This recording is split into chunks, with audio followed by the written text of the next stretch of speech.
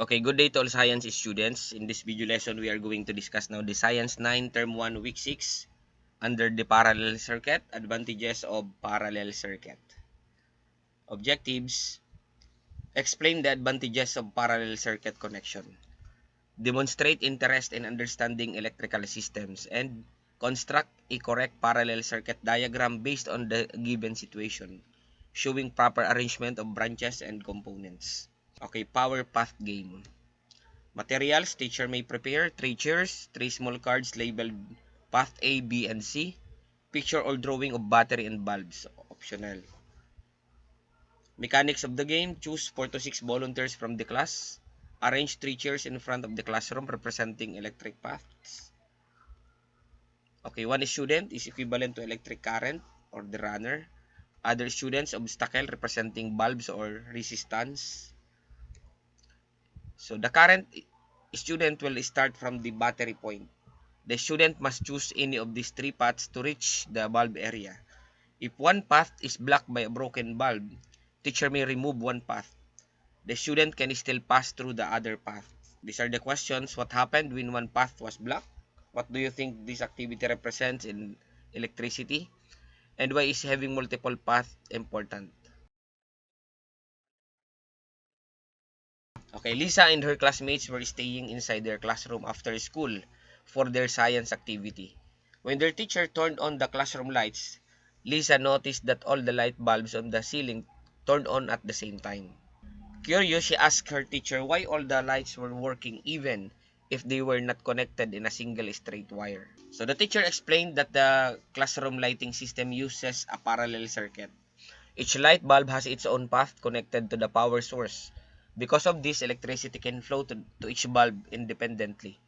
The teacher also said that if one bulb becomes damaged, the other bulbs will still continue to work, which makes parallel circuits more very useful in schools and buildings. So guide questions: why do all the classroom lights turn on at the same time?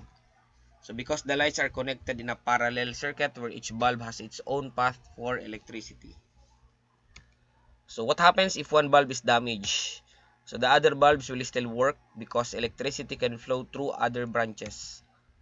So where is this circuit commonly used? Sa mga bahay, mga buildings, yan. Okay, discussion. What is parallel circuit? A parallel circuit is a type of electrical connection where components are arranged in multiple branches so that electric current has more than one path to flow. The relationship between electrical quantities is explained by laws of electricity studied by George Ohm or the Ohm's law. Ayan, example of parallel circuit. Ayan, household lighting system. Ayan yung arrangement. Bulbs are connected in separate branches. Each bulb receives the same voltage. So, same voltage pala yun. Itong resistance 1, resistance 2. Kung ano yung supply ng battery na voltage, yun ang voltage ng each component. Examples, in a house, the kitchen light, living room light, and bedroom light can be turned on or off independently. So, hiwa-hiwalay ang kanilang switches. Electrical outlets in home, each outlet is connected in parallel. Appliances can be used one at a time or simultaneously. You can use the television even if the electric fan is turned off. If one street light bulb is damaged, other street lights can still function. Yan yung examples ng parallel. Okay, electronic devices inside equipment. So, some electronic circuits inside gadgets use parallel arrangement to ensure stable operation. So, advantages of parallel circuit. Ano ba yung kalamangan nito compared doon sa series circuit? Okay, number 1, independent operation of devices.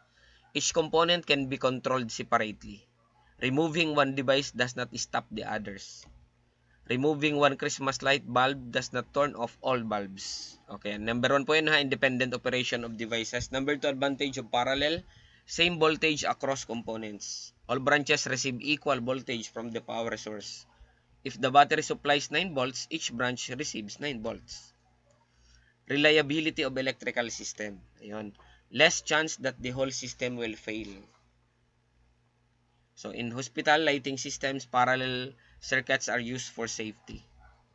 So, easier maintenance. Broken devices can be repaired without shutting down the whole system.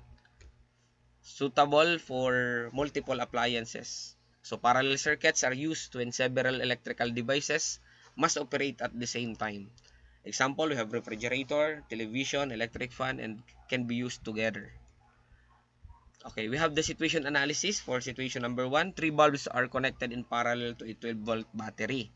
The question is, each bulb receives, o the analysis, each bulb receives 12 volt. Kasi kung ano yung supply, yun ang voltage ng bawat load. If one bulb is removed, the others continue working. Current splits among branches.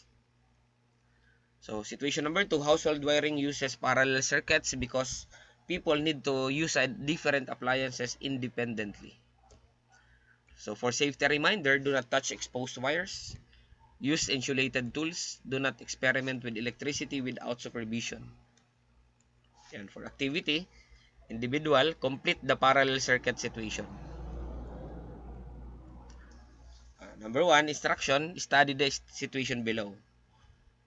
Maria is decorating their house using 3 light bulbs connected in parallel to a 12-volt battery.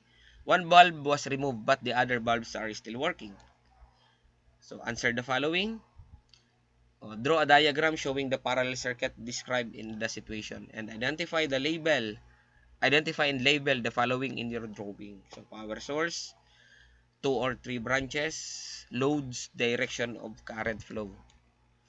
Okay, write one sentence explaining why the other bulbs still work even if one bulb is removed. So, ayun yung rubric.